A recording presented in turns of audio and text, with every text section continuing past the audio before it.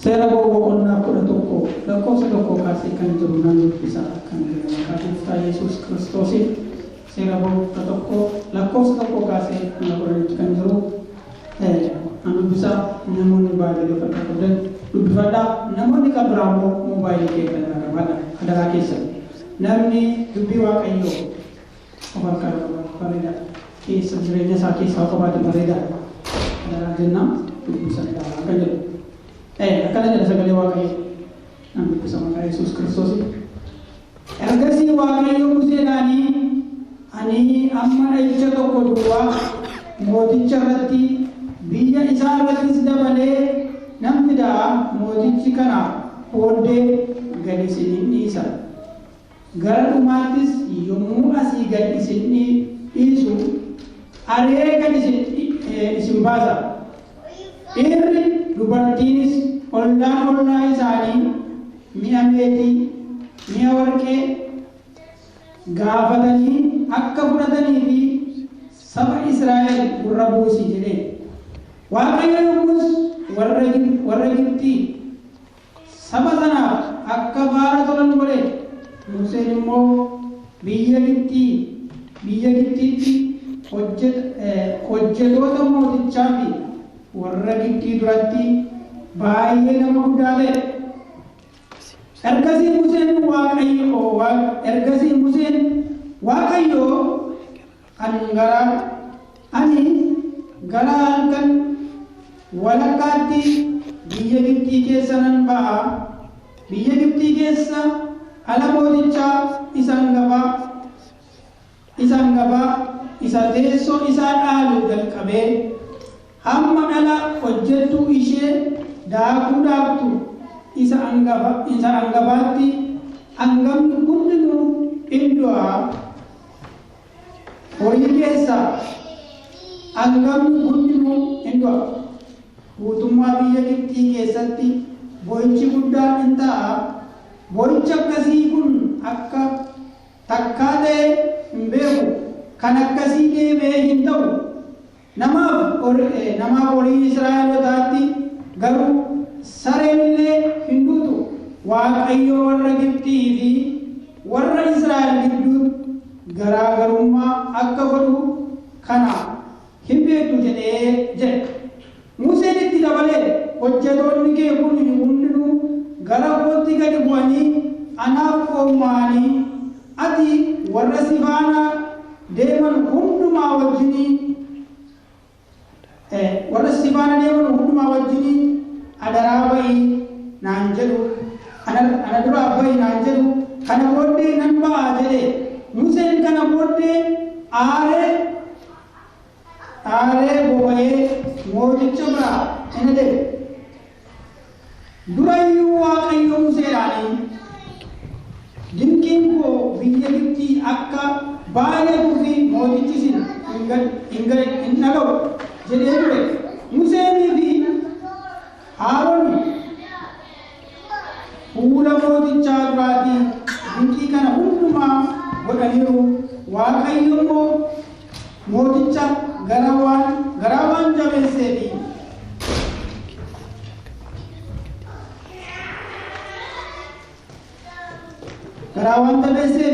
Israa'eloonni biyya isaa keessa akka ba'aniif gadi dhiise. Ameen. Waaqayyo gooftaan isin haa eebbisu. Noora Afrikaa Waaqayyo kan dubbatuufi. Yaa Waaqayyo abbaa keenyaa si galateeffannaa. Gaarummaa tola kee keessaa kee hundumaaf maqaa Yesuus Kiristoosiin galanni ulfinni guddaan isaa siif haa ta'u. Baraa fi yeroo irratti aboodhaaf gooftummaa kan qabdu yaa Waaqayyo gooftaa si galateeffannaa. Si eebbifna yaa Waaqayyo. Maqaan kee bara baraan kan eebbifame haa ta'u. Yaa Waaqayyo gooftaa miidhaginamooti cubbamooti yeroo kana yaa Waaqayyo sagalee kee dhaga'uudhaaf dhufneerra. Maqaa gooftaa Yesuus Kiristoosiin sagalee kee waaqa nutti dubbachuun jaalala kee haa ta'u. Yeroo kana yaa Waaqayyo gooftaa sagalee kee nuuf ergi. Sagalee kee jireenya keenya jijjiiri. Sagalee kee keessa keenya haaressi. Sagalee kee yaa Waaqayyo mogolee keenya laafa jabeessi. Sagalee kee haala keessa jiru keessaa nu baasi. Yaa Waaqayyo qilleensa kanarraa wanti wal maru sagalee kee ganna keenya ibsa kan dubbanne wanti wallaansoo nuu qabu. Sa'aatii kanaa kaasee maqaa Yesuusiin kan rukutame haa ta'u. Lafti kun qilleensi kun abidda itti haa ta'u. Maqaa Yesuus Kiristoos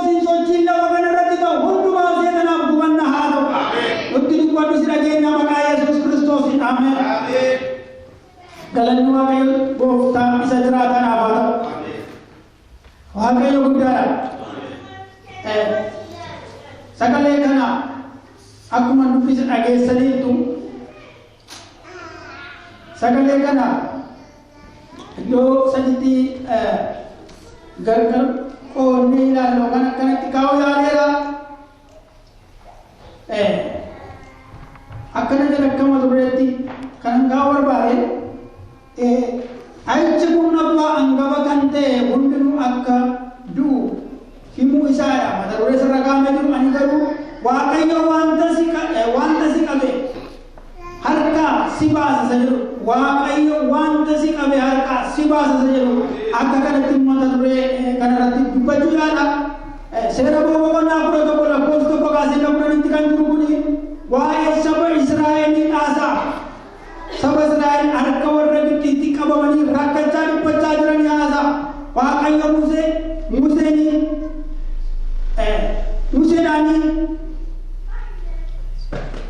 akka inni mootii Gibxiitti dubbatu maal jedhee akka sabni Waaqayyo gadhiifamaniif karaa Musee ta'ee Waaqayyo mootii Gibxiitti dubbachaa ture.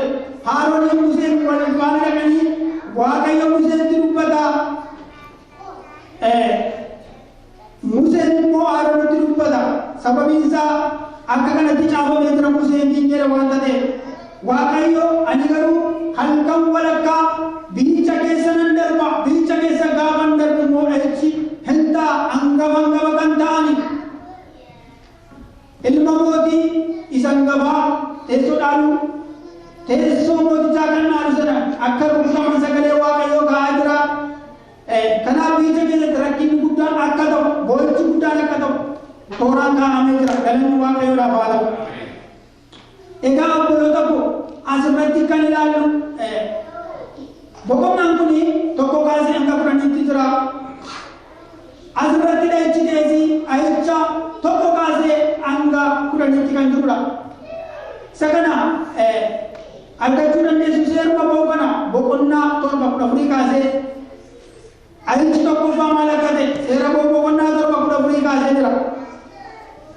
Ayicha irratti jalqabe. Tokko lama jedhanii ayicha irratti jalqabe. Haa ta'u iyyuu malee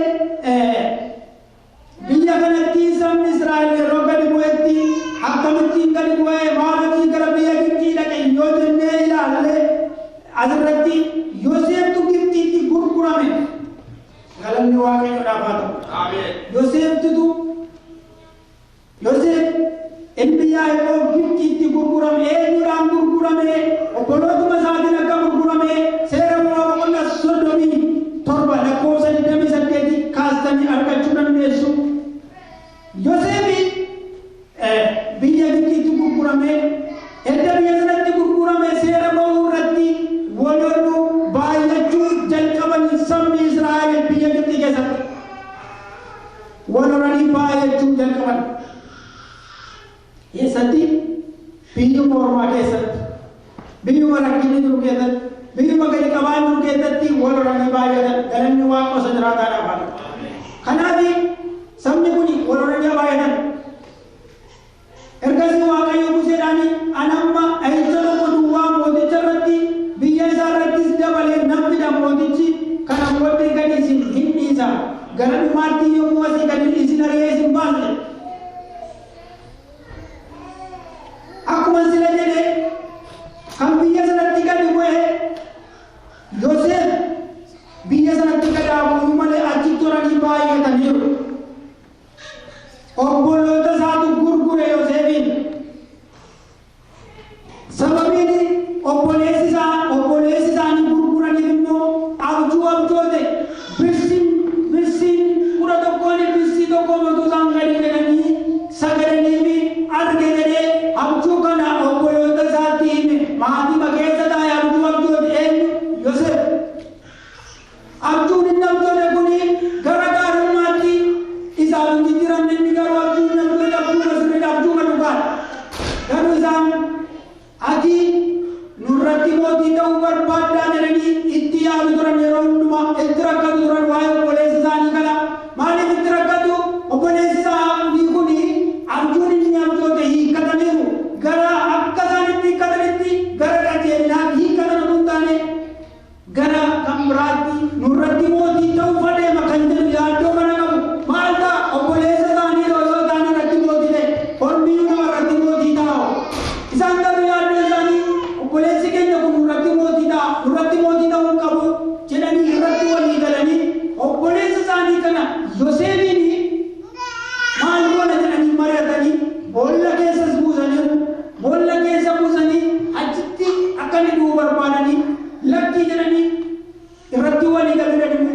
keessaa baasanii naggaadota biyya sana keessa darbanitti gurguran.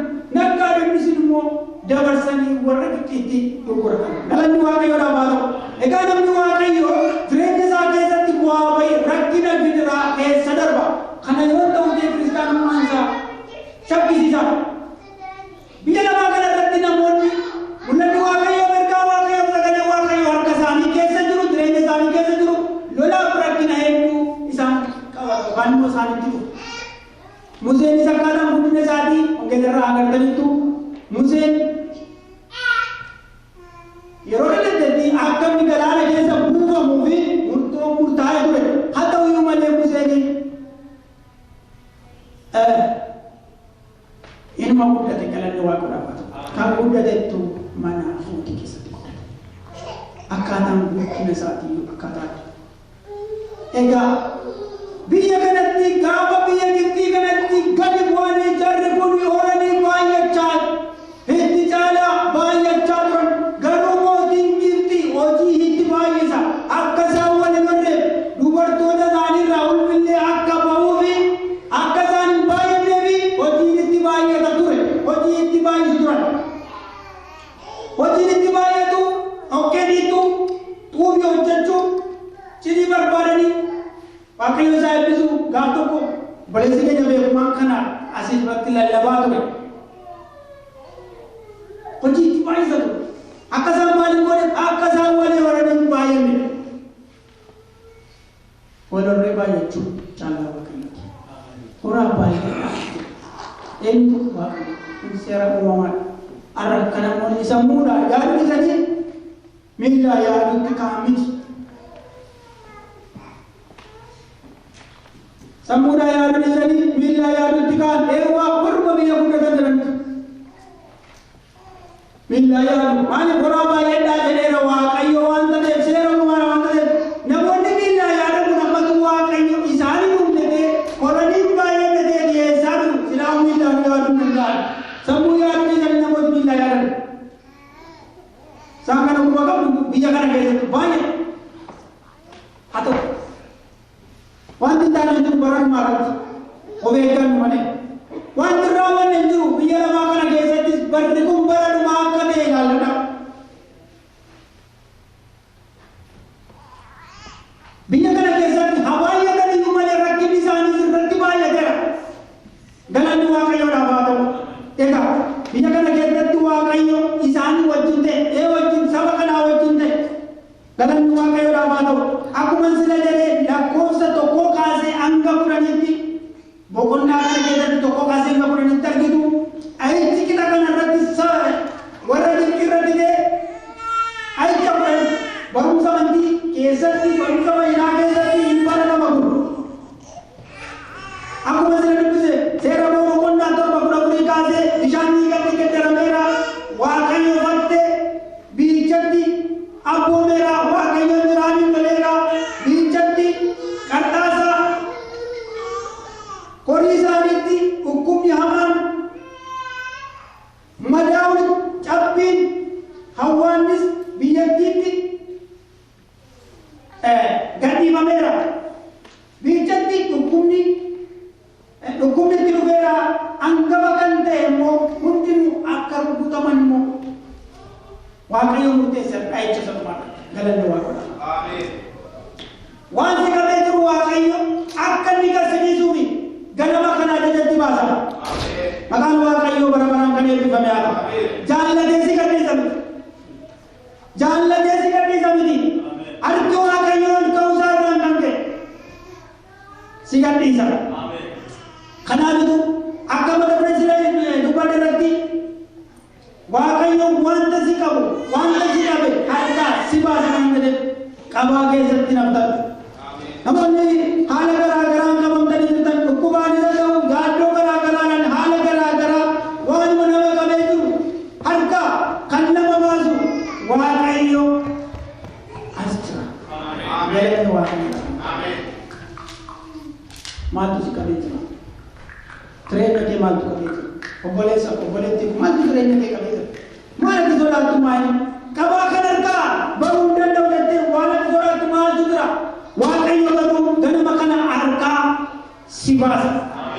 Wana diyadon, wana ditiripat harkai mo kabamera, marmamera, kanergaba undendo, kungkendera undendo wanje diyadon so kodrat ukubasa da urakina yadon so wanda kami yote harki waka yosi duza rangke arragana sinisa. Dalam doa mo dapat. Wambai arkan wasaba. Dini kenya asitikat kabera, ajitikat kabera, adu bajalu wakai yogo utam maca arkan wazasin. Karena itu doa cerita itu sikala terpatah. Maka wakai warman. Dua bayi berdapatan itu fata Malaysia. Wakai yo kita bayi di wantura karara guys de jamu mar bude prasinda barse warra kani timmo ribatti muse isini prada barse ini ramata ni male hindu panne male isintu dugam bale male antu dugam bale male wakai yo ampai itu barse galandu wakai ramata ina yonen kenyu ture caragal bini diranna kan ture wakai yo kan caragal bini diranna ondu makenya arras ragal bini diranna ondu makenya sanin kenabe galandu wakai sadrata dapat kanabi sabni kuni rakina hama kesate khore bale kato sabni kuni rakina hama kesate yani sawa ka tidame to kalan wa kora bada akaro kalade kadi sidawa ko bane ay tagana hundu watne ke wa kayo umamani fadderan intrali wa kayo ukuban biyasana sabasagal garuna dalato garu mata jamesa to moti kiti akka mata jabaaletti no gaaf tokko garu hirru kutame galan wa barabata hamta musa sermo bobo konna son domi awu nakko sakuda murratti akala jere dino kage dalle no baade agidani nargidani musen kana boode dino kage dalle no baade agidani nargidani warra sini aga kabana de agidani nargidani Frontafo namni rakkina mataa isaati jireenya isaa keessa akka dhuunfaa isaatti akka nama isaatti qabaachuu danda'a akka sabaatti qabaachuu danda'a garuu gaafa waaqayyo namaaf ka'u nama gadhiisa. Dubbiin kun amantiidhaan yoo mana jirame yookaan hojii jirame hojii hojjeta waan si qabee jiru warra agarsiisa. Kana booddee akkasii qabeetti humni isaa akka jabaatetti dureen isaa akka jabaatetti hin hafu kadhannoo waa godhaa baata. Kanaafi amantiitti gaafa jijjiiramu simatu keessa ba'a. Nama biraan dhufee si baasa. Harki waaqayyoo si dhufee keessaa si baasa. Humni waaqayyoo dhufee keessaa si baasa. Wanta si qabee jiru rakkina eebba kee qabee kan jiru nagaa kee fayyaa kee qabee kan jiru waaqayyo har'a akka inni gadhiisu balajatti baasa. Galgala kana sa'aatii kana akkaati sagalee isaa irra kan ta'e waaqayyo ajajatti si baasa. Akka kanatti itti dhufu. Akka kanatti akka aduudha manitti itti dhufu. Rakkinni itti dhufu akka kanatti inni waaqayyo inni waa'ee keetiif gatii kaffale inni waaqayyo inni waa'ee keetiif inni gatii kaffale. Si gargaaruudhaaf harka si qabuudhaaf galanni waaqadhaaf. Garuu ayitti gurguddaa kun biyya sana keessatti haa ta'u iyyuu malee kan warra Israa'elootaa saree isaaniillee waan ta'an sagalee saree isaaniillee waan ta'an eeggannaa godhe nama miti horii keedhaaf sareedhaafillee eeggannaa godhe waaqayyo inni hundumaa danda'u. Isaanii garuu duumessaaf abiddaan geggeessu.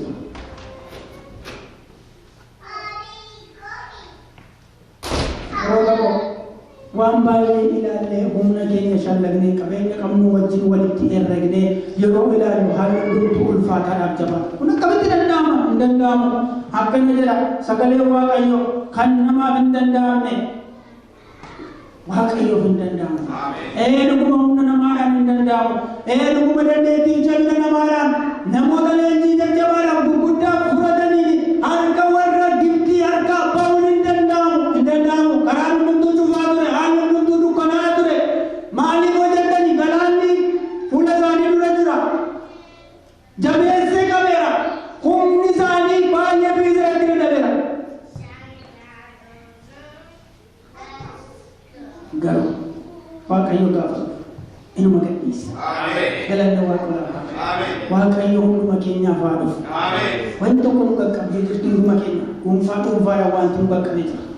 Dhuunfaadhaan isa waaqoo jedhanii akka dhageenye yeroo dhuunfaadhaan wanti nu qabee jiraachuu danda'a. Garuu harki waaqayyo dhufuuf argamuu isaa kan kee ganama kana kan inni dhiisa. Galanni waaqolaa haa ta'u. Wanta Kiristaana akkamiiti? Ta'u waaqayyo kanaaf gadi hin kaffalle waaqayyo kanaaf ilma isaa Yesuus Kiristoos isa mararaa biyya lafaatti argina. Murtoo godha waaqayyo gadi isin dhiisa. Gaafa isin gadhiisu yoo harka isin baasne. Dubbiin akka kaleessaan ta'u.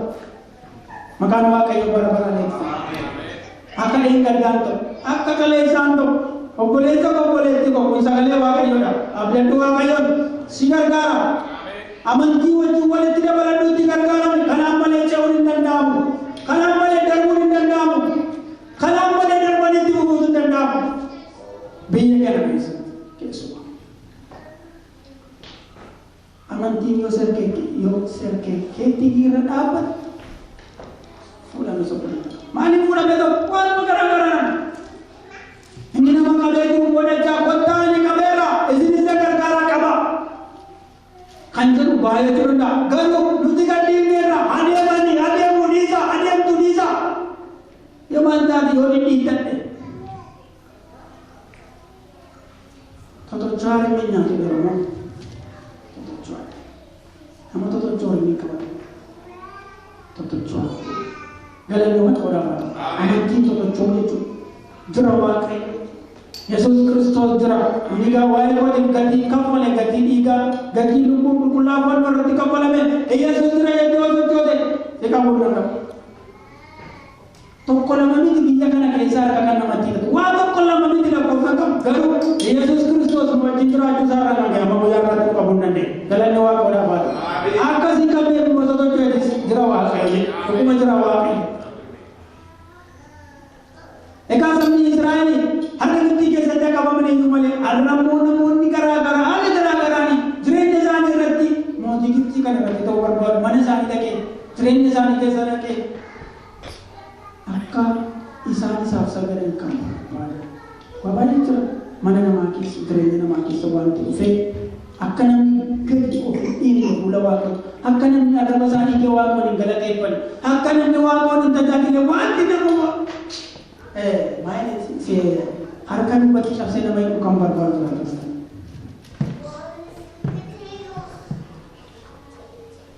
Gaafa miseerinu baase gooftaa laafaa una keessa deemsisee mannaa roobse kan nu nyaachisee agaa rukutee bishaan boonqiseesee eenyuun fakkeessi namootichaa kan tuumetoo baallechaa gammadaalechaa galanni waaqodhaa jedha baarbataa